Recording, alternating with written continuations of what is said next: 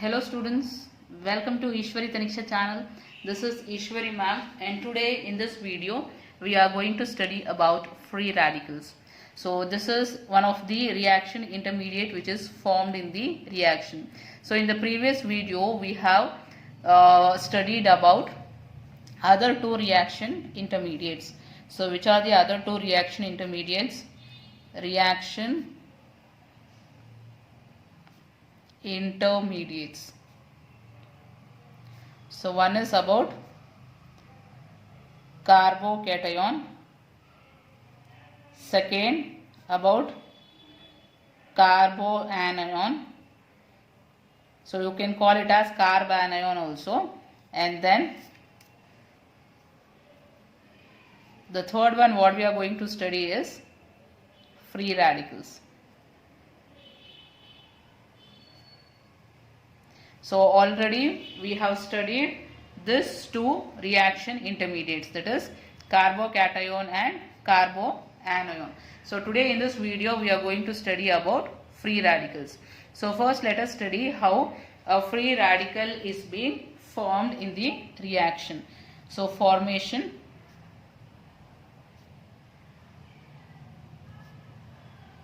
So how a free radical is being formed. So here students, suppose carbon atom is attached to X.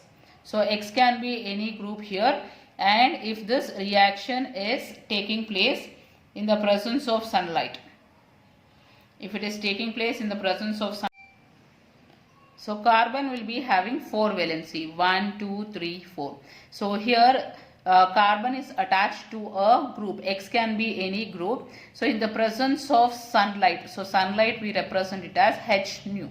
So in the presence of sunlight what happens is the bond breaks in such a way that one electron goes to this carbon. So we show by this arrow, like this half-headed arrow. So one electron goes to this carbon and one electron goes to this group, X group. So such type of bond breakage we call it as homolytic fission.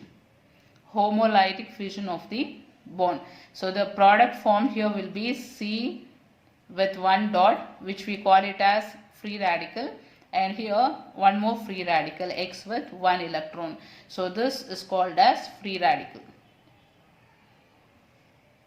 So what is free radical? So carbon with one electron we call it as free radical, and even here this group with one electron we call it as free radical. So now let us see the characteristic of free radical. So what is the first characteristic of free radical? So the first characteristic of the free radical is it is found to be paramagnetic. So paramagnetic meaning is it is having one unpaired electron. So if unpaired electrons are present, they will be paramagnetic. Unpaired electron. So another condition or characteristic of a free radical is it is highly unstable. Highly unstable, so it will react with another reagent to form the product. And third will be it is electron deficient species. So here you can see totally 1, 2, 3, 4, 5, 6, 7. So it has only 7 electrons. So electron deficient species. Electron deficient species. So this is a electron deficient species. So electron deficient species we call it as electrophile.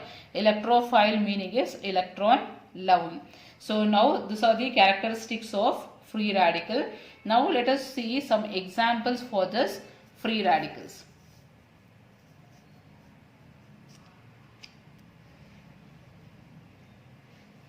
So let me write here examples. So what are the examples for free radical? So first one already we have seen, CH3 dot, we call this as methyl free radical. Methyl free radical. So second is CH3 CH2 dot. So 2 carbon atom means you know that it is ethane. So if one electron is lost, we call it as ethyl free radical. So next we will see another example, CH3 CH2 CH2 dot. So this we call it as propyl free radical. So these are some of the examples for free radical. So now let us study about the stability of free radical. Stability.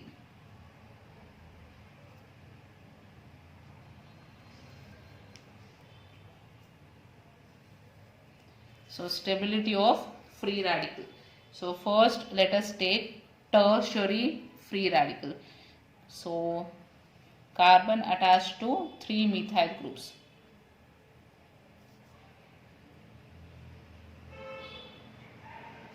This is tertiary free radical.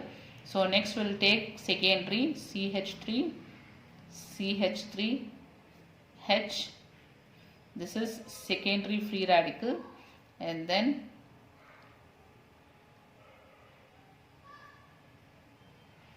this is primary free radical. So let us see how these free radicals are being stabilized. So here free radicals, you can see CH3 group will show plus I effect. So 3 groups are showing here plus I effect, and then here you can see 2 groups are showing plus I effect, and here you can see 1 group is showing plus I effect. So you can see plus I inductive effect here, plus I effect. And students, here one more effect comes into picture here. So what is that? Hyperconjugation. Hyperconjugation. So students, I have made a video on hyperconjugation. So if you want to check, you can check the video and study about hyperconjugation. So here how many alpha hydrogen atoms are there? 3 plus 3 6, 6 plus 3 9. So totally here you have 9 alpha hydrogen atoms. So 9 alpha hydrogen atoms will be showing hyperconjugation effect here. And here 3 plus 3 6 alpha hydrogen atoms, and here you have only 3 alpha hydrogen atoms.